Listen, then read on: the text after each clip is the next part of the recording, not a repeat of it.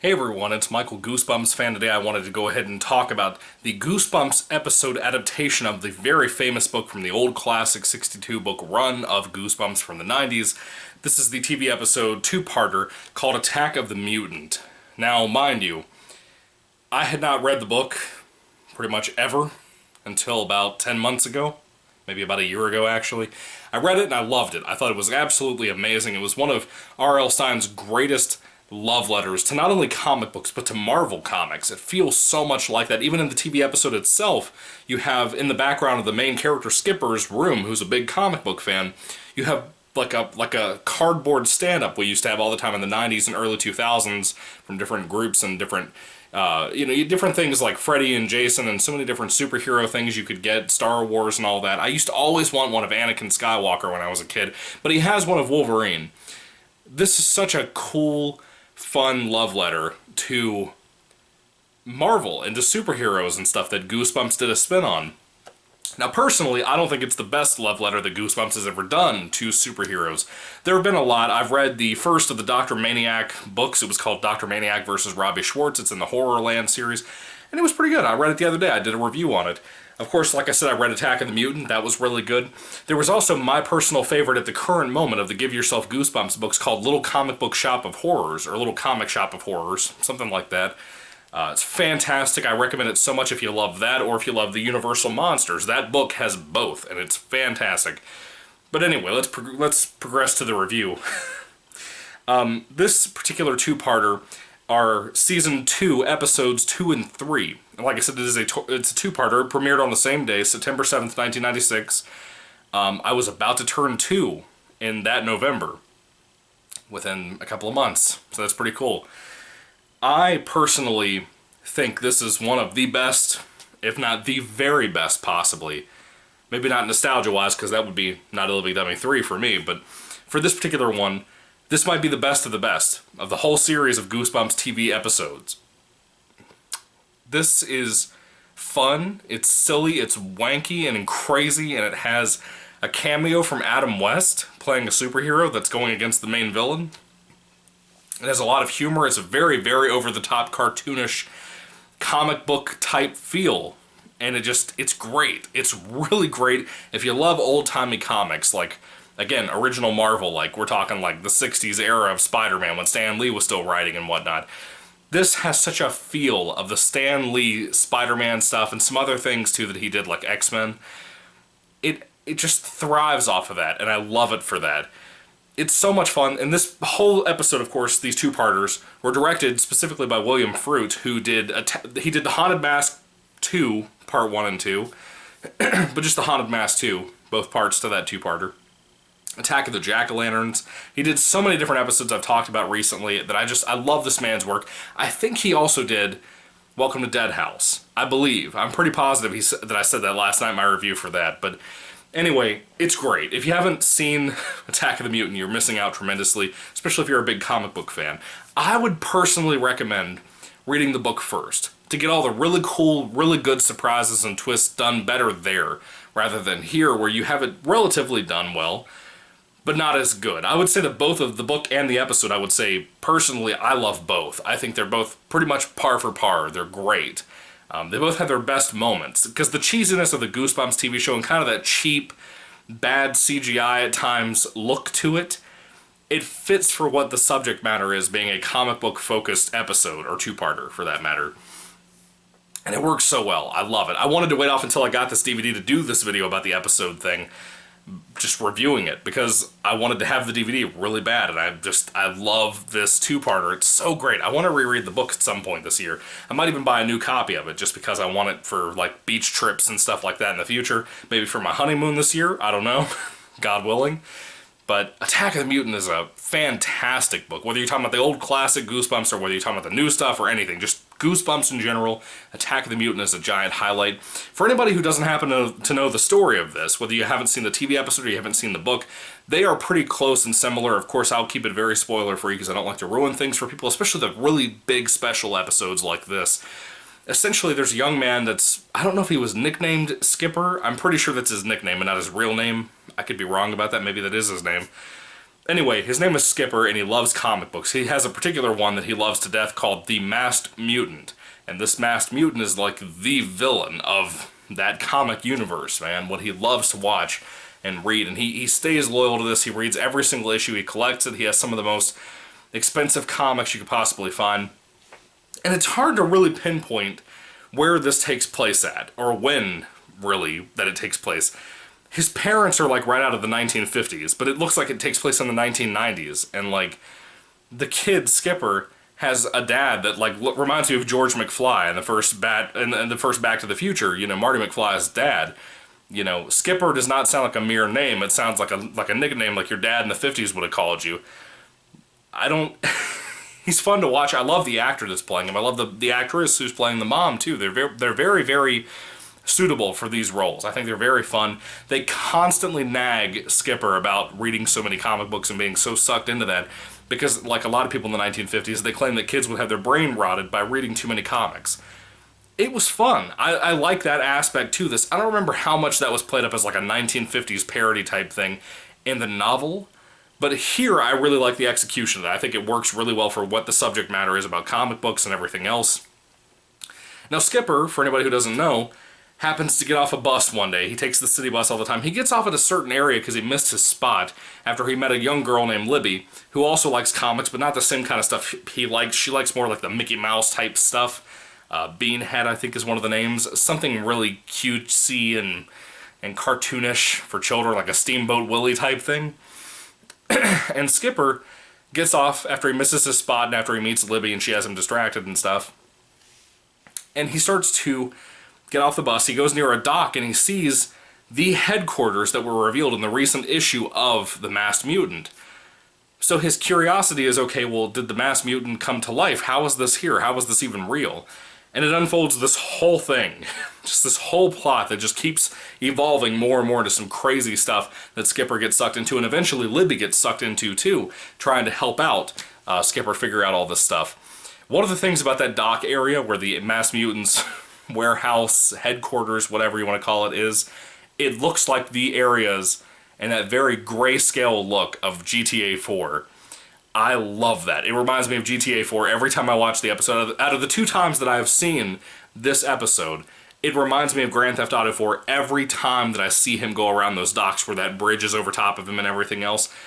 It's filmed beautifully. William Fruit did such a good job with this two-parter. Again, every time he seems to get his hands on the camera and work on Goosebumps, he does something really special, just like Timothy Bond did with a lot of his stuff, like the Monster Blood episodes and Not a Living Dummy 3. You know, they both really are, again, I say this, just like I said in a previous video, these two guys, Timothy Bond and William Fruit, are the lifeblood of what the Goosebumps TV show was, in my opinion.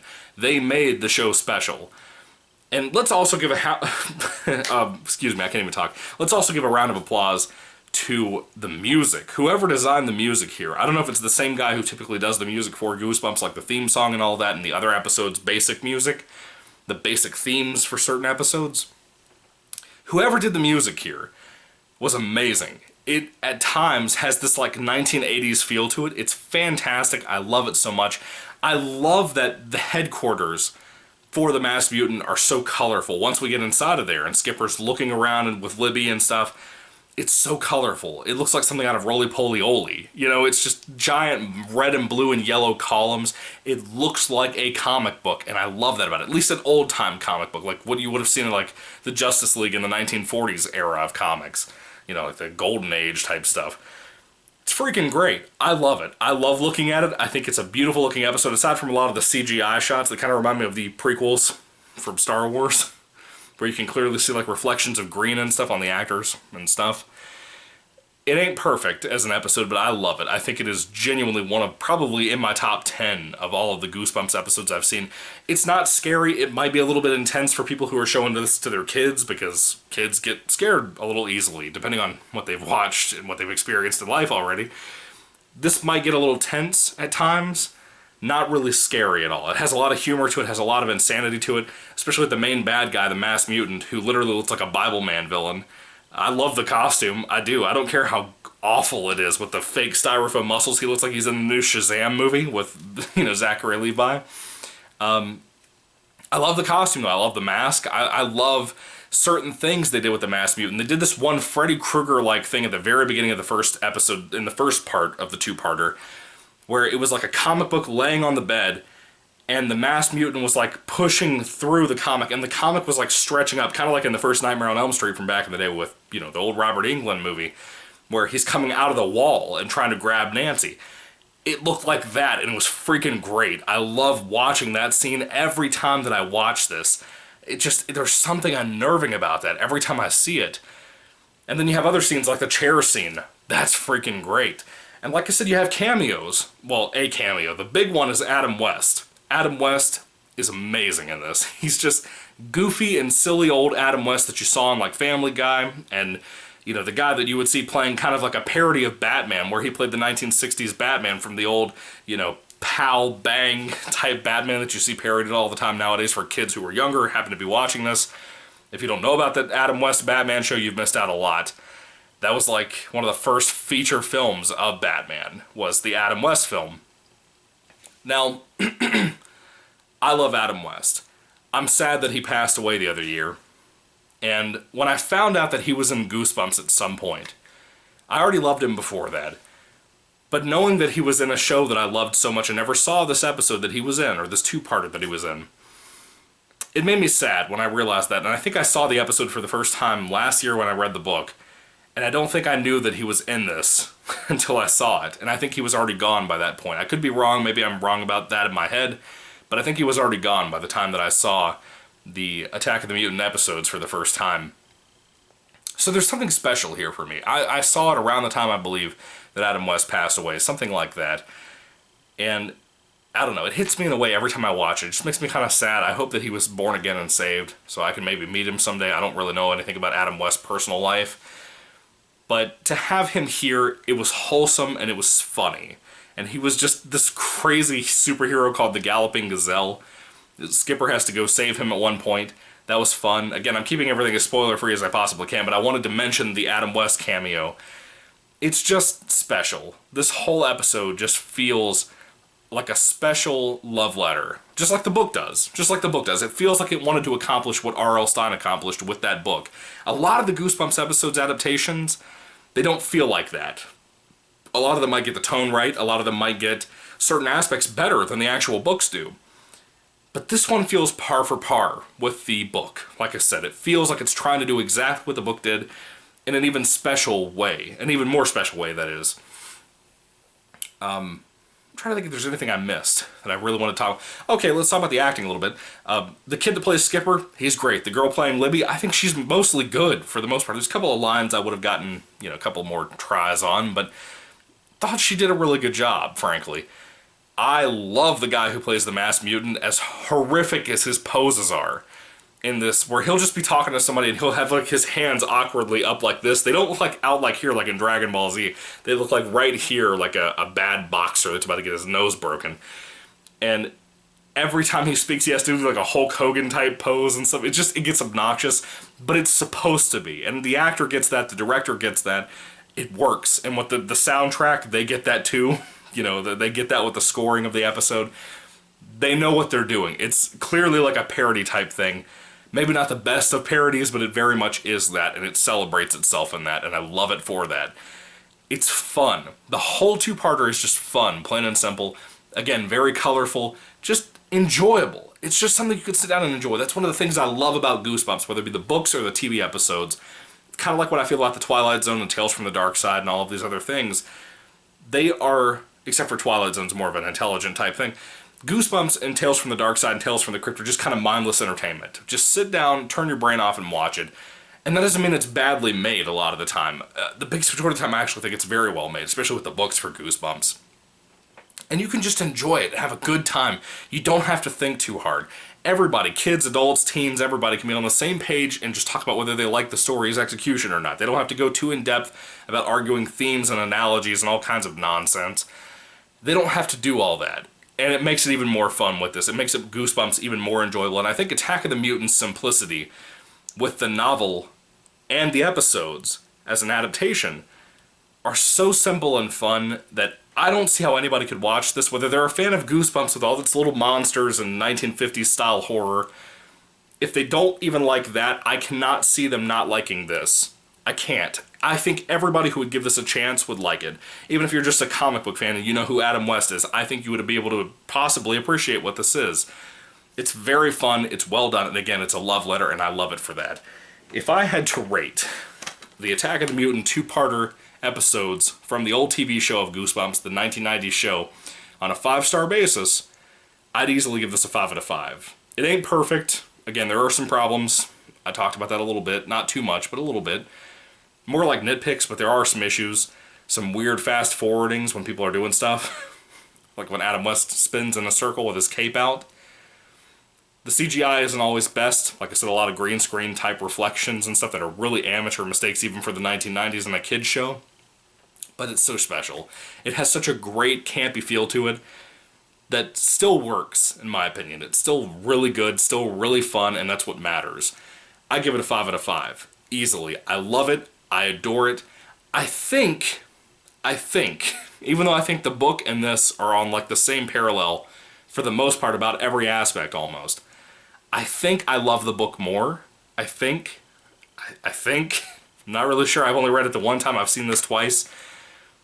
But I really love the episode, and I couldn't recommend it enough to you if you haven't seen it. Now, if you're looking for my review here on YouTube of the book, it is on my channel. It is under the classic Goosebumps book reviews that I have as a playlist on my channel in case you're looking for it.